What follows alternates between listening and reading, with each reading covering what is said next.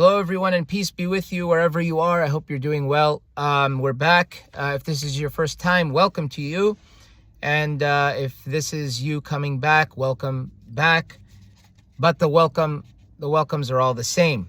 I'm always saying the welcomes are all the same, but the newcomers should get an extra warm welcome since it would be their first time. So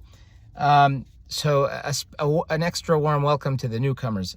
So here's what we've been talking about. So we discussed the causes of flight, why people left Eritrea, why they left the country, why during the war, the Revolutionary War, why is it that they left? What were the causes? We went over two reasons. One reason was political persecution. So due to Eritreans having maintaining a dislike for the Ethiopian government and wanting independence, that in itself was a reason for why people were persecuted, because they were dissenters. Secondly, we mentioned the economic strangulation. Now, economic strangulation in the text has not been spoken about in detail. So like, for example, Mr. Walde Jesus Ammar, whose text we are using, by the way, Eritrea, Root Causes of War and Refugees. Mr. Walde Jesus did not tell us much about what happened exactly when it came to the economy. However, I do not doubt, and I have read this, but and it was a while back, but I don't doubt that he'll go into it further down the line. So I could be wrong, but I don't doubt it though. So economic strangulation caused people to have to leave the country. So he spoke about how the Muslims, they would go to Arab lands, as they had they shared the religion and they shared the language. Well, they spoke the language. So I guess, they shared the language in that they spoke the language that people spoke in the Middle East, just across the pond, the Red Sea.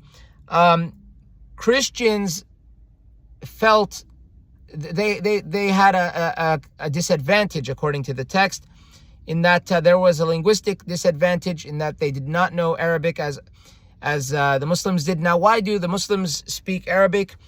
It might have to do with two things. Number one, it has to do with the religion. So in Islam, if one were to want to understand the Quran, he would have to know the language. So for someone who's studied in a school or seminary, and he would have been taught the Arabic language and learned to communicate and to understand the Holy Book. More than that, he may want people to speak Arabic in his family so as to maintain a religious identity. But I want to clarify that the Arabic language, aside from knowing what's in the Quran and what's in the books of narrations and history and creed, aside from what's in religious texts, the Arabic language is not an Islamic language. It's just a language that was used, God used a language in order to transfer a message to a people. That message was for everyone, but it was the primary audience, meaning before anyone. So the audience that was to receive that message before anyone, meaning that where it was concentrated, where it was centered, where it was focused, was a 7th century Arabia, specifically the Hijaz. That was where people received the religion, which was the religion that in the Muslim belief was the religion of Jesus Christ, the religion of Moses, the religion of David, the religion of Solomon, the religion of Daniel, the religion of Samuel, Enoch, etc. So it was the religion of submission. So when people say the word Muslim, Muslim is just an Arabic word for submission. So it's just the religion of submission. That's what it is. The same way Christian means one who is a follower of Christ, if I'm not mistaken. The term Jewish has origins, they say, it has to do with the word Judas. So it's with Islam means submission. So it's not like some special word that's referring to a group of people that grow their beards or cover their heads and speak Arabic all the time. No, Muslim just means one who submits. That's what it means. People have to understand, as I did, that the language plays a very significant role in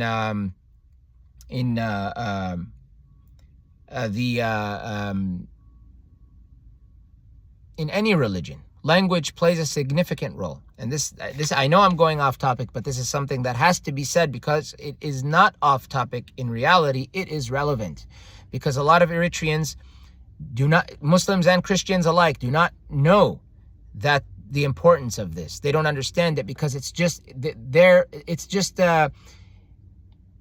faith-based, but not, from what I've experienced, not very academic. They don't really look at it from a perspective of, what is Islam? What is it? Maybe they do, but I don't think they travel too deep into the matter. So in any case, language is very important. So for example, I'll give you guys a nice example. The name Gabriel. So in Ge'ez and Tigrinya, Gabriel is Gabriel. Gabriel. Some people pronounce that Gabriel. They pronounce it as and but if you go to grammar books, you'll find and you'll also find it to be pronounced as like the in Vietnam. That's why perhaps Haile Selassie, his name is Ssieie. Sie. Why isn't it just Sse? Because that long is like a Vietnam. So even if you hear songs sometimes, like Tigrinya songs, you'll hear that. So Gabriel means servant of God. Gabriel. Now, the Arabized version of that word, Gabriel, which I believe is Hebrew origin, is Jibril or Jabrail. Both work. Jibril, Jabrail. So what does it mean? Servant of God. Gabra, servant, or servant of in parentheses, because of is not in Tigrinya in this context. Gabriel. So servant of God. The Gabra means servant, Yel means God. Samuel, Shemuel in Hebrew, Samuel in Tigrinya, and Samuel in Arabic, or Shamuel, also Samuel, and some say Samuel. Both, all four work. So it's just that El, Daniel, it means God. And then the first word means something like, for example, the servant of God. Okay, this is an important thing to know, because if you don't know this, you could be short on information, which is necessary to understand religion, which is a very crucial topic when it comes to Eritrea, and even Ethiopia. But our focus is Eritrea. So in any case, we talked about economic strangulation and so it affected primarily the urban centers. And that's where the Muslims were many Muslims were the businessmen who were there. So many of the businessmen there were Muslims. Yes, so another thing is that people who traveled to Ethiopia, So people who traveled to Ethiopia, they were considered relatively safe because Ethiopia had no population control. So you could just go into Ethiopia, and my understanding is no one really knows, and possibly no one really cares if you're where you're from. So you could go in there and you'll be okay. And that's what happened. And we had been given the example by Mr. Walde Jesus that Mr. Walde Jesus, as well as Mr. Michael Gaber, who was one of the revolutionaries, he died in a car crash in 1992. But there are those who say that it was not. It was something that was a plot against him, because he was a rival to the political elites of the Eritreans, the Eritrean political elites. He was a rival to. We're going to see about that in a while. So, but that's what is said. So, in any case, Michael Gaber, and I think it's pronounced Michael because when I was speaking to Mr. Walde Jesus, he's pronounced it as Michael. So Michael Gaber and Mr. Walde Jesus, they traveled to Ethiopia, and I'm not sure about Mr. Walde Jesus, but I believe no, actually yes, Mr. Walde Jesus and Michael Gaber studied at what is known as the University of Addis Ababa. So, because they were schoolmates.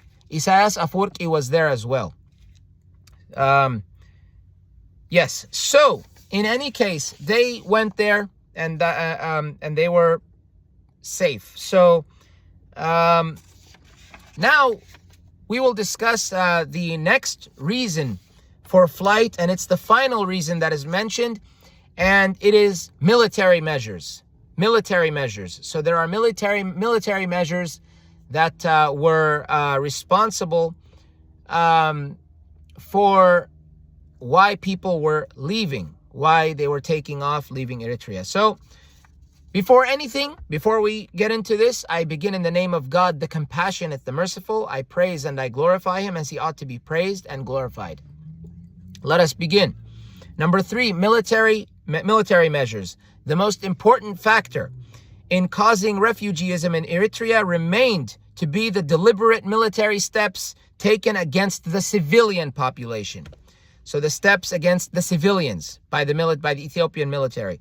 A recent survey on Ethiopian refugees, recent meaning recent relative to 1992 when this text was published.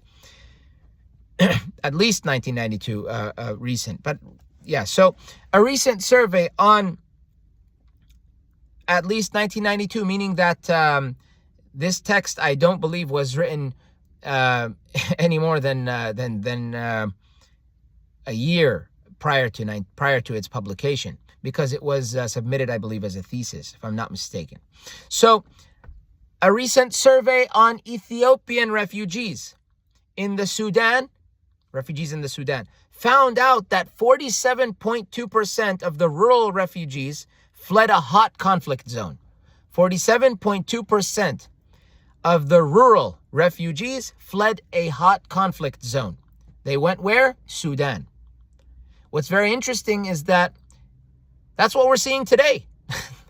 The cycle it continues because the leadership is under the same behavior and then is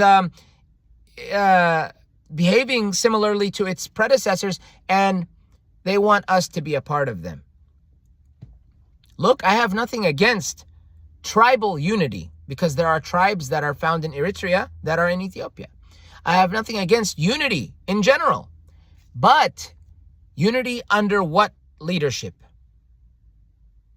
Unity under what leadership?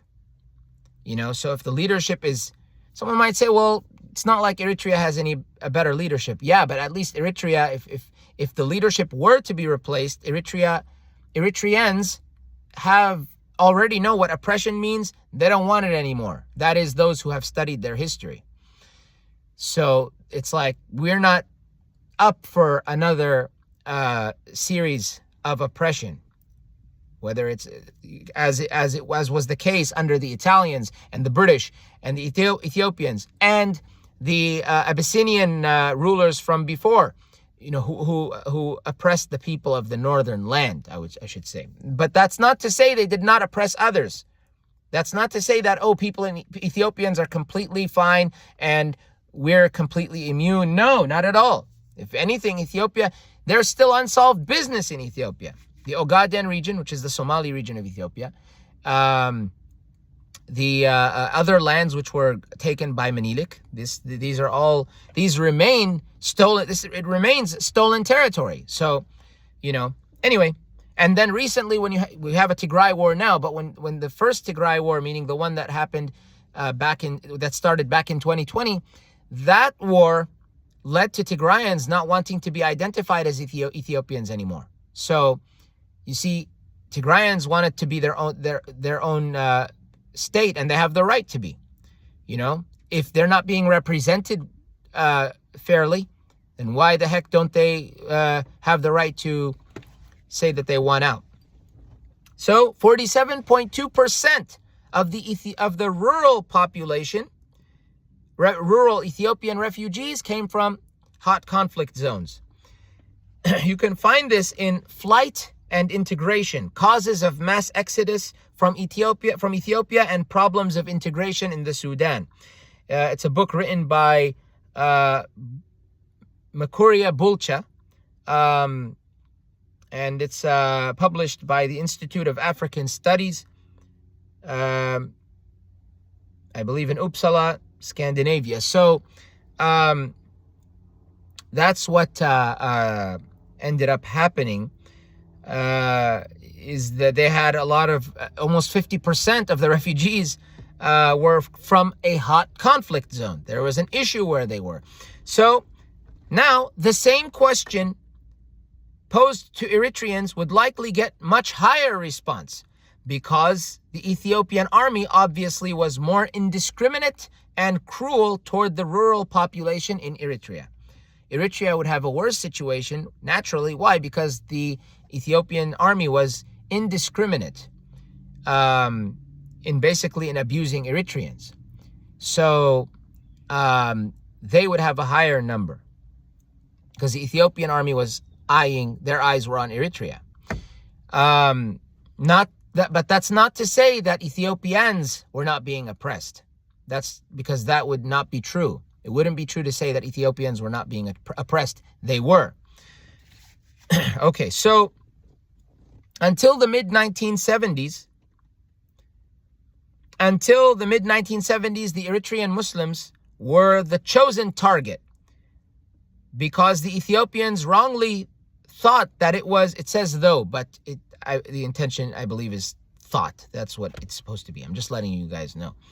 The Ethiopians wrongly thought that it was possible to quell the rebellion in Eritrea by terrorizing that segment of the population, terrorizing the Muslim segment, probably because they were the ones that had that they started the revolution, but they also had the upper hand in that time. They had the upper hand at that time, mainly Muslims. That's not to say that Christians had no hand or no significant hand, but the Muslims were the ones, in my understanding, that had more weight in the ranks of the leadership for the revolution, for the revolt. So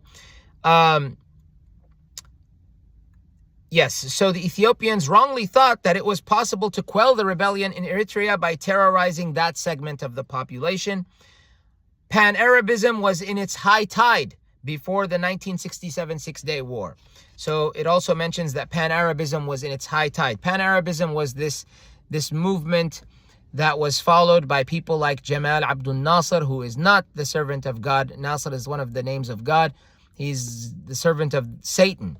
Jamal Abdul Nasser, Saddam Hussein, Hafez al-Assad, these such people, Muammar al-Qaddafi, these people were a part of the this pan-Arab movement, which was not a success, by the way. It was a failure. If it was a success, then it lasted for a very, very short time. It was not something that would last. Six-Day War, the Arabs went up against Israel, the Zionists. They lost in 6 days. and that was the end of it. And not only that, in my understanding, more Palestinian land was taken by the Zionists after 67. If you speak to Palestinians and you ask them where they're from, they'll tell you, I'm from Palestine, and then they'll mention a year. They'll say 48. 48, I guess, means that their family was displaced in 1948. When you talk to another group of them, they'll say 67. They'll say like something like, I'm from 67. It means that their families were displaced in 1967. So, continuing on. So, Pan-Arabism, I guess, had something to do with helping the Eritrean cause. I think that is the implication of the final sentence of this paragraph, where it says Pan-Arabism, when it was in its high tide before the 1967 Six-Day War. Obviously, Ethiopia was frightened by A, the anticipated Arab arms and training to the Eritreans. Syria, Iraq, Egypt for a while helped the Eritrean struggle. There might be other places as well, but those are three that I can think of right now. So, Ethiopia was frightened, obviously, by A, the anticipated Arab arms and training to the Eritreans.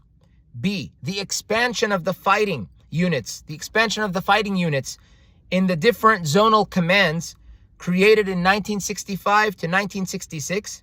So the expansion of those fighting units in different zonal commands, which were created in 65 and 66.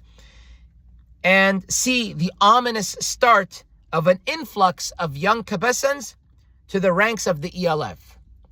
So the start of a growth of the Kabessans, who are mainly Christians, that would join the ranks of the ELF, young Kabessans who would join the ELF, the Eritrean Liberation Front, which we went over in a previous video, by the way, the ELF. Something I wanted to mention about the Arabic language, it's also because of the proximity. So, for example, those who are on the border with Sudan, such as, I believe, maybe the Bani Amir and possibly the Tigray, Bani Amir, Tigray, they speak Arabic. So those people, their tribes are found on either side. Like the Hadarib, if I'm not mistaken, they're on either side of the border, both Sudan and Eritrea, and I believe they hold a dual citizenship even. So those who are known as Beja, basically, because I believe Bani Amir might be a subgroup of Beja, if not Tigray.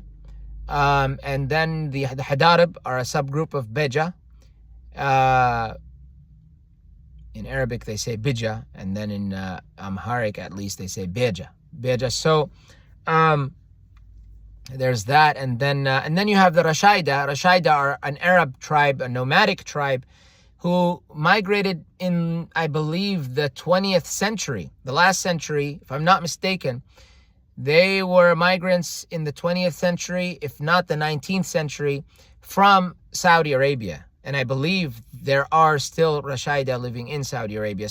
But the Rashaida are considered are Eritrean, in that they are what make up Eritrea. So those who, people sometimes, due to, lack of understanding, they'll say like, so in the Eritrean language, can you say such and such, like Arabs, for example? In the Artiri language, what is the Artiri language? What is the Eritrean language? What is that? What is the Eritrean language? Because Eritrea has different languages, but they don't understand that. They don't know that. They think it's just, some kind of,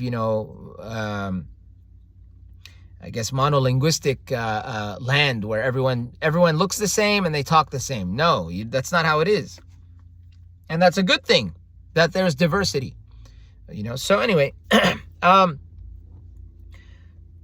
okay. It then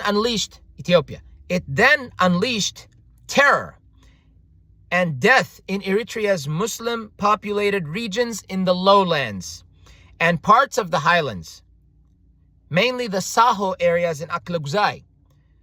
Saho are predominantly Muslim, if not totally Muslim. The Saho people. Those who speak the Saho language, by the way, are in places like Aklugzai and Irob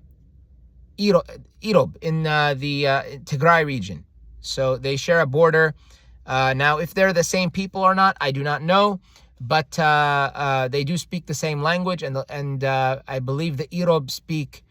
I believe the language they speak is Saho. Even if they call it Irob, it's the same language in essence. So, and by the way, Saho, I believe, is can be linguistically connected to the Afar. Okay, so anyway, so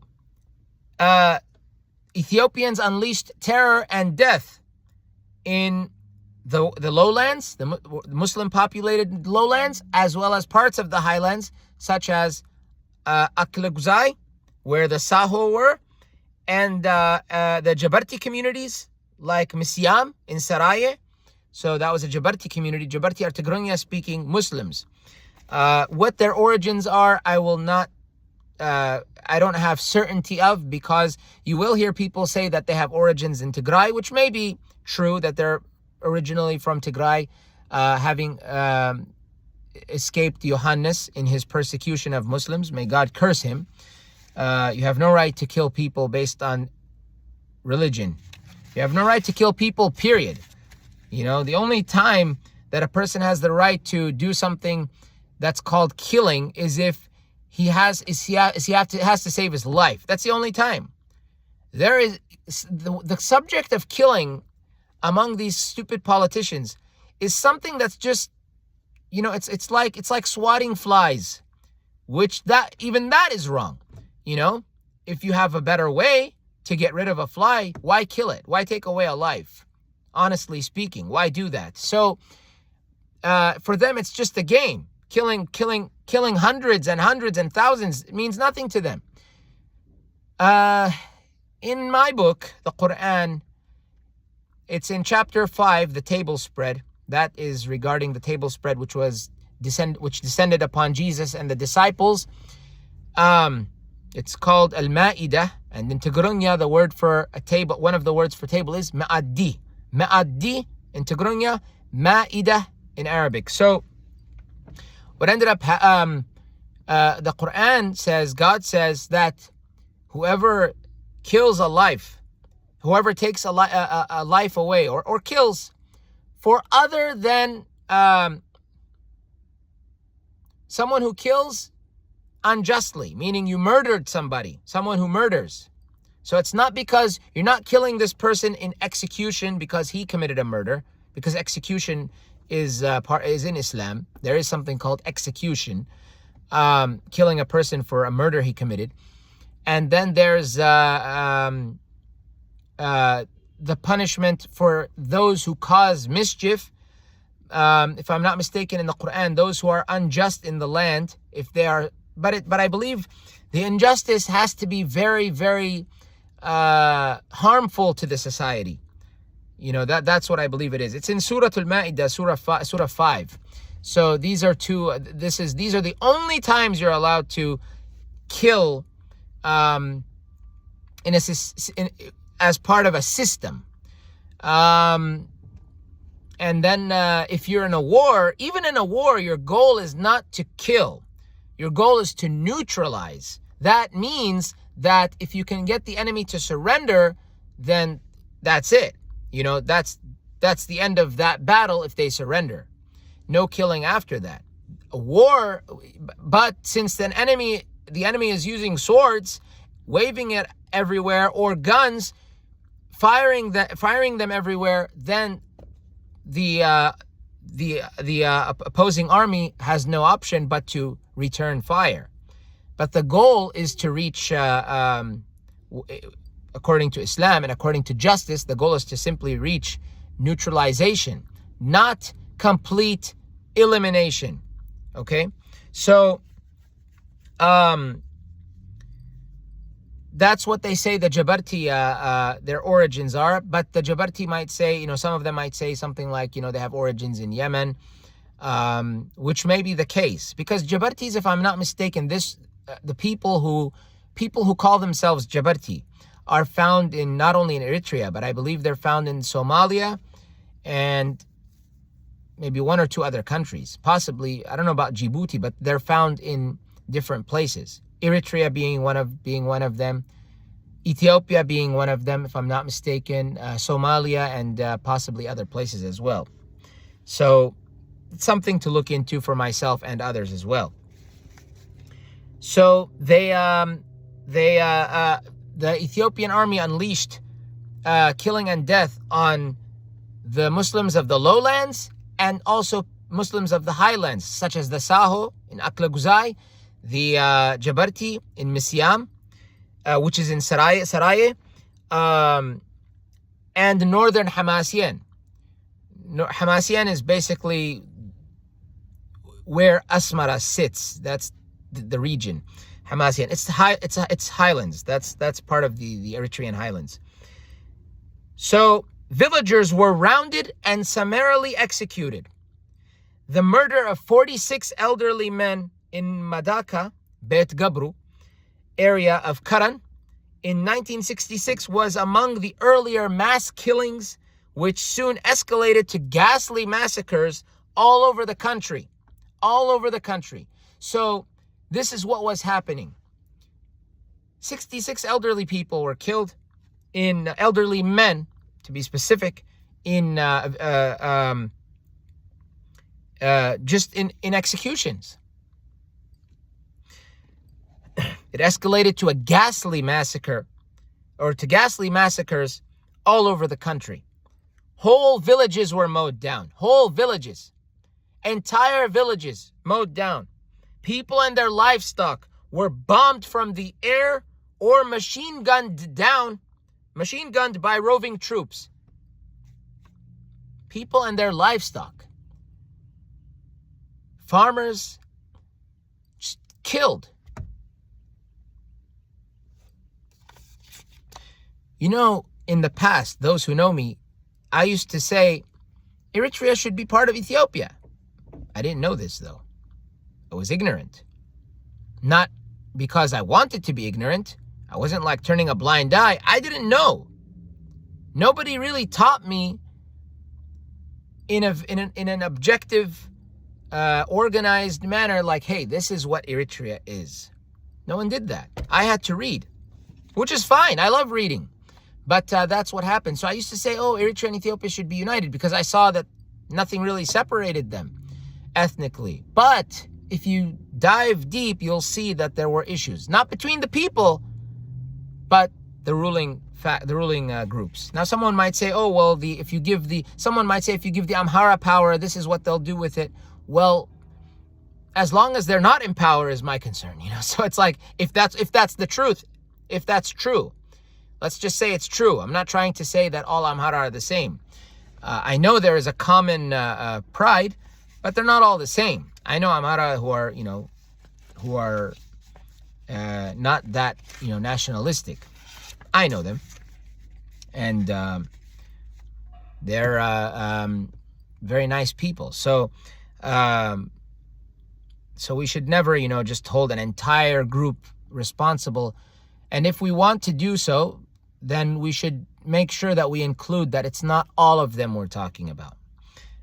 So as to clarify, and the listener does not, think that, all of them are bad, so next time I'm around them, I'm going to watch myself. No, you shouldn't do that. Everyone is innocent until proven that he's not innocent.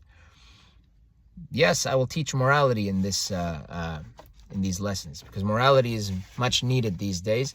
And it's a cause of many problems, lack of morality. So whole villages were mowed down. People and their livestock were bombed from the air or machine gunned by roving troops. Between February to July 1967, over 3,500 persons, 3,500 people, 3,500 persons were reportedly killed in Barka is in the west, reportedly killed in Barka and Aklaguzai alone. Alone. In Barka and Aklaguzai, that's just 2 parts of Eritrea. A fraction of Eritrea. Alone, and 500,000 livestock were machine gunned by units of the Ethiopian Occupation Army or strafed by Air Force planes which flew over the Barka and Gash pastures just for that mission. That was the mission. Go, kill these people and kill the livestock. That was the mission. Can you imagine people just living their normal lives and then all of a sudden aircraft come and just start bombing them and people start and soldiers start killing them?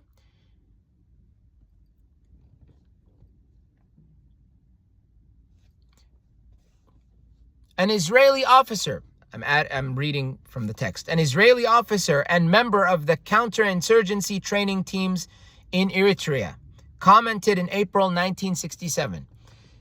Did Israel have anything to do with Eritrea, or is this just an Arab problem? Is this a problem, Nai Arab? Is this a problem that belongs to the Arabs? Is this Israel, Zionists? This is an Arab problem, isn't it? It's a Muslim problem. What do we have to do with that? Everything. Everything. Eritrea existing as a separate entity from Ethiopia was a threat to the Zionists. It was a threat to the Zionists. And if you read what I believe is a manifesto, Nihnan Alamanan, you could read it in Tigrinya, you could read it in English, maybe even other languages, I'm not sure. It's called Nihnan Alamanan, we and our aims, we and our goals, which was written by those, some say Isaias Afwerki, or those who wanted to split from the ELF. It's called Nihnan Alamanan. Our goal, you might find it as Our Goals and Struggles, PDF format. NHNAN space ELAMANAN. Nihnan Alamanan. So in that text, you will find at the very end, they mentioned those who would become the EPLF, the Eritrean People's Liberation Front. They said that, they're fighting Zionism, Zionist, Zionism. But if I'm not mistaken, the first embassy that was opened in Eritrea was the Israeli embassy, But Isaias, he was, Isaias is not who many people think him to be. He's not that prophet that many people think him to be. Deepen your mind, God willing. Rather, do more exploration in your mind, shed more light in your mind so that you could see that your mind has more space than just the top part. So, let's see what this Israeli officer and member of the counterinsurgency trainings team in Eritrea commented. What did he say in April 1967? He said, the second division was the Ethiopian division of the Ethiopian army that was present in Eritrea, in my understanding. He said, the second division is very efficient in killing people. They are alienating the Eritreans and deepening the hatred that already exists. Their commander took his senior aides to a spot near the Sudanese border and ordered them, from here to the north, clean the area. Many innocent people were massacred. This was what an Israeli officer said. An Israeli officer. The same people who had been bombing Gaza, these are they. And he's saying to us, I don't know what his position, if he's still alive, I don't know where he stands, but this is what he narrates. He tells us that the second division is efficient in killing people. Clean the area from near the Sudanese border, from here to the north. Okay. And then you want the Red Sea. I don't see your name on it. For the Ethiopians, the government, they want the Red Sea. No one will want you to have the Red Sea. So,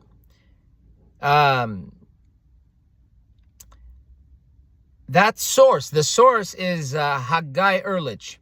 So Haggai Ehrlich, we went over earlier on. We mentioned his the source that he uses. I don't have the bibliography with me at the moment, but I believe there's a bibliography included, but where the sources can be found. But Haggai Ehrlich, I don't know if that's how you pronounce his name. Haggai Ehrlich, Haggai space Ehrlich, Erlich. Haggai Ehrlich. He mentions this, and he wrote. I know that he wrote a book. I believe it wasn't that long ago, possibly within the last 6 years, which was about Greater Tigray. He wrote about Greater Tigray, Haggai Ehrlich. Something about Greater Tigray. It's a book that's one of the recommended books if someone wants to read about the history of Tigray.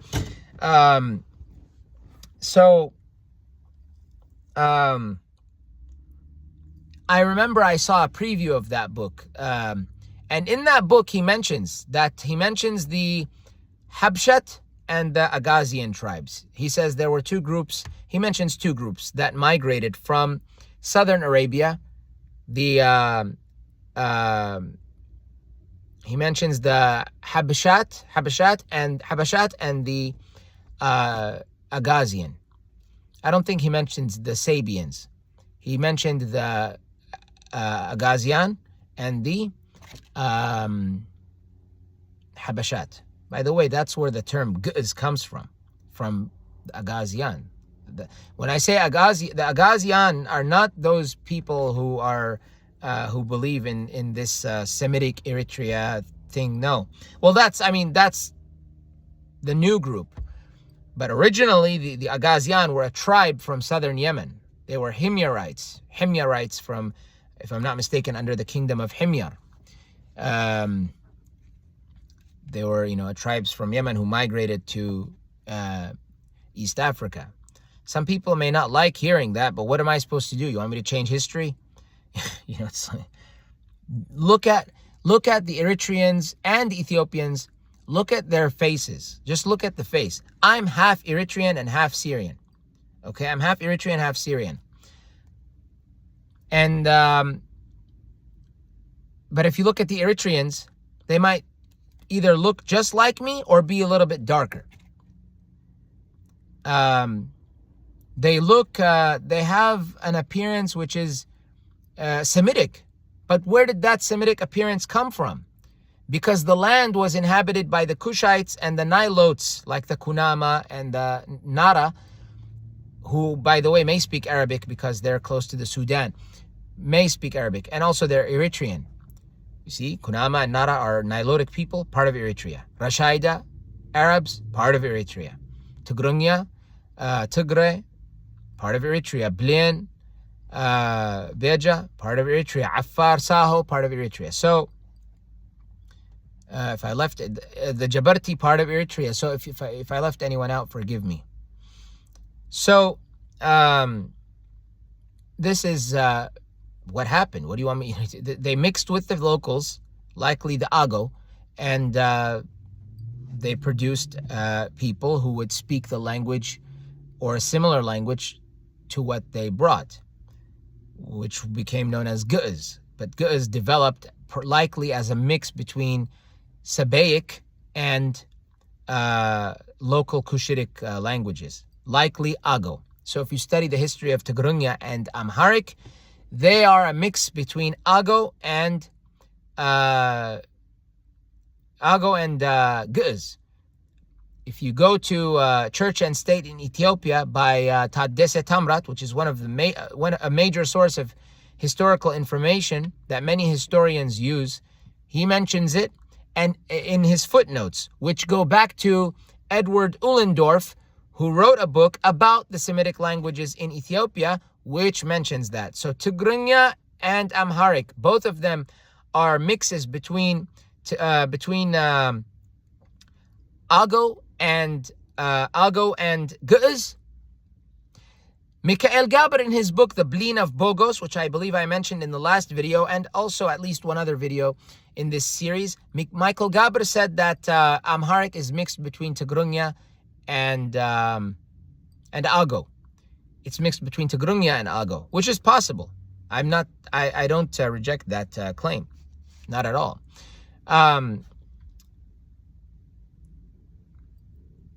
Even if it was Tigrunya and Ago, Tigrunya is still a daughter of Guz. So, but if we were to see what is Tigrunya, then, so Tigrunya, Uhlendorf says that it's a mix of Ago and Guz. Amharic, mixture of Ago and Guz. Tigray, Tigray, which is in Ethiopia, in Eritrea, the Tigray people, and possibly Eastern Sudan as well, their language is mixed between Guz and Beja, according to Uhlendorf. In that book, you can find it, but it's used. You can find it used. It's a book that I want to get my hands on because I'm very, very interested in language. So anyway, that's what happened. So people were being massacred. These were the military measures that led to people becoming refugees and leaving Eritrea, searching for a safe place to reside. Next time we speak, we're going to talk about, at the very least, the first rural exodus. And we may get into the second rural exodus as well. We may get into part of it, possibly. Okay, so thank you for joining me. I hope you learned something. The book we are using is Eritrea, Root Causes of War and Refugees. Eritrea, Root Causes of War and Refugees by Walde Jesus Ammar. That's W-O-L-D-E space. At times it's a hyphen as well. So space or a hyphen. Walde Jesus Ammar. A-double-M as in Mary, A-R. Walde Jesus Ammar. You can find it in PDF format. You can read it either online. If you don't want to deal with your computer screen, you can always print it out as I have, and you can read it like that. Very, very important book. My Eritrean pride started when I started reading this text. This text changed my perception of Eritrea and helped me understand why Eritrea is Eritrea. And you can even say that it developed my bond with Eritrea. Now, I would like to make it clear that I don't have a problem if at some point in time Eritrea, due to peaceful circumstances, a peaceful occurrence, some kind of peaceful occurrence that takes place in the future, even today, involving Eritrea and the neighboring nations, specifically Djibouti and Ethiopia, because and even part of Sudan, although I see Sudan as an Arab nation, so I feel that I could better connect with an Ethiopian than the Sudanese. I mean, I know I'm half Arab, but I feel that the Ethiopians are closer to us due to perhaps the retention of their languages and culture, and so just as we have done. I don't abandon my Eritrean roots. I don't let those go. Those aren't going anywhere. There's a dog guarding them, so there's a Rottweiler guarding them. So if you don't have a dog, get one if you can. Beautiful animals.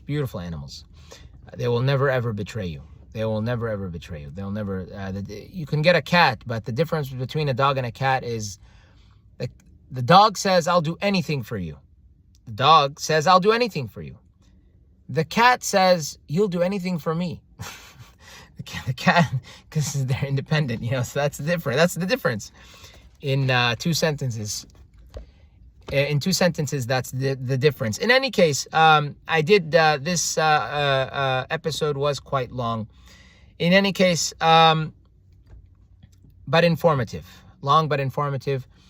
You could listen to it while you drive, while you walk, while you do the laundry, whatever. If you wish to listen to this, I don't expect people to just look at Sammy's face the whole time. You don't have to. You can do it how you feel is best for you. So, yes. So my pride in Eritrea is very great. If sometime in the future things evolve, and things do, if they evolve for the better of the people, and Eritreans and Ethiopians, or Eritreans, Ethiopians, and people from Djibouti, or Eritreans and part of Ethiopia, whatever happens, the point is, if it leads to Eritrea being more inclusive of others, or another country being more inclusive of Eritreans, whichever way it goes the same way. It's people coming together. I won't be against it, so long as the people are represented, understood, respected. That's what matters. And living well. That's what I care about. That's the whole goal. Well-being is the ultimate goal, is striving for well-being, not national pride by itself alone. No, national pride alone by itself could be empty, could be baseless, it could be dangerous. Don't you see what the terrorists do who consider themselves Muslims? They go around killing people, and then they base it on the religion. They don't even understand the religion. They think they do, but they don't. Similarly, when it comes to nationalism, same thing can happen. Look at the KKK. I'm not saying Eritreans would go that far, but what the Ethiopians did is similar to what the KKK would do. What Hitler did, very similar. I'm not saying it's the exact same thing, exactly the same. I don't want to, offend someone who's Jewish who says that it's not exactly the same. I will not say that. But I will say that it involved a systemic killing by the masses of a people. So I think that is sufficient to help someone empathize with a victim of the Holocaust, or someone whose family or forefathers or ancestors were victims of the cursed Holocaust. May God curse Hitler forever, eternally. God willing, amen. So, amen, I mean, same thing. So, in any case, that's what I have to say to you guys for now. We'll continue our journey next time, talking about the first rural exodus, and possibly getting into the second rural exodus. Thank you for watching. Have a beautiful day, night. Have a beautiful day or night. Stay safe. And if it's winter, keep warm. If it's summer and you live in a place like the land down under, Australia, keep cool. Peace be with you.